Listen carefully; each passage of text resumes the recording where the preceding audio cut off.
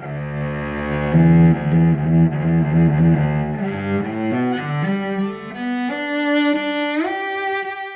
I'm Ethan Weiner, and we're going to do an interesting experiment today.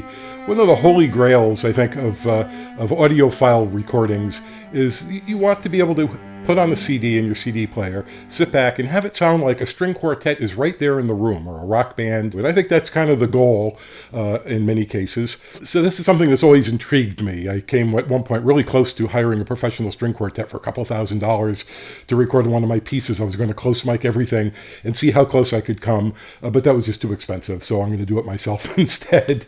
And my friend Chuck is helping here. And Chuck, here, come over here and say hello. But Chuck is my video partner in crime here, and he's going to man the camera here. He's going to edit. Okay. Well, Chuck bought this very interesting turtle drum. It's a frame drum, and he came over one time with the idea that we would sample it and make a sound font out of it. Yes. And we used this 4033 microphone, and I recorded it from, I don't know, 3 or 4 feet away, and put the sound font together, and it just didn't sound very good. It was too distant, so we tried again about 2 feet away, and it was still just too distant sounding. So we then did a very close miking, probably about like this. And that sounded so realistic when I played it through the speakers. It was like the drum was over here when we were playing it, and now the exact same sound is coming out of the speakers. And I said, wow, this is really cool. And this was years ago.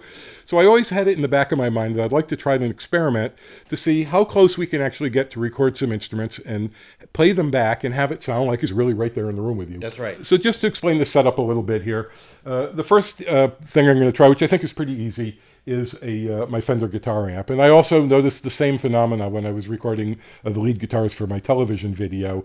I had it pretty loud. I was miking an amplifier using this DPA microphone, which is very accurate, very, very flat, and omnidirectional, so you can put it close to things and it doesn't have a proximity effect. The tone doesn't change, it doesn't get bassy. And that's one of the problems. The closer you get with a cardioid mic, the closer you get, the bassier it gets. So we really need a mic that's totally neutral at any distance. And I remember very clearly, because I had that amp really cranked and I was playing with headphones and I took it off and I practiced. And when I played it back through the speaker, I said, boy, that sounds exactly like what's coming out of the amp. But of course, the amp was in a different part of the room and the speakers are different. It was coming out of both speakers at once. But it seems to me that this would be a fairly easy thing to record. Now, other instruments are directional, like an acoustic guitar.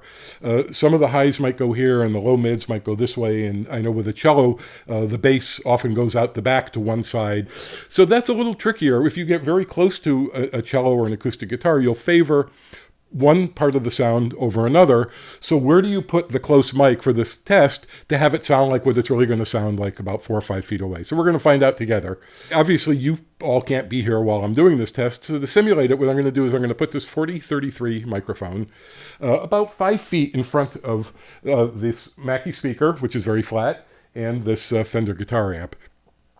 So I'll play the guitar live and record into the 4033, which simulates you in the room, and I'll also record with the DPA microphone, and then I will play back the DPA microphone through the Mackie speaker, and then side by side I will edit this video so you can hear one performance as heard by the 4033, and then the playback performance also as heard by the 4033 in exactly the same place. Once I am done with this narration, I'm going to set the mic up and it won't move for all of the things we do this evening. So that's the basic setup, and but hopefully this will be fun and enlightening, and maybe it'll be a good ad for DPA and Mackie.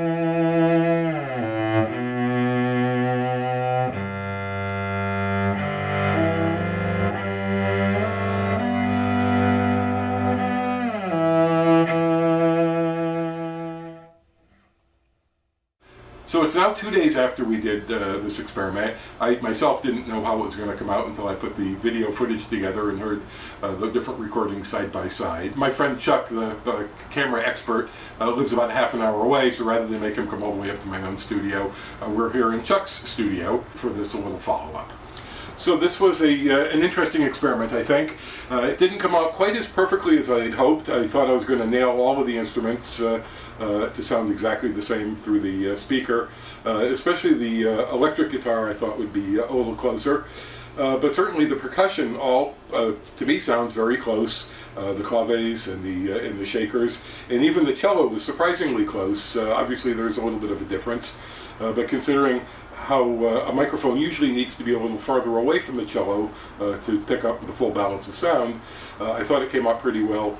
The acoustic guitar was no surprise that it sounded very different, and you saw that the microphone was very near the sound hole, so it had some of that flavor to it. And the electric guitar would have been a closer timbre match, I think, if I had the microphone a little bit farther back. It was difficult because I was trying to play and do the miking myself, and my studio is one large room.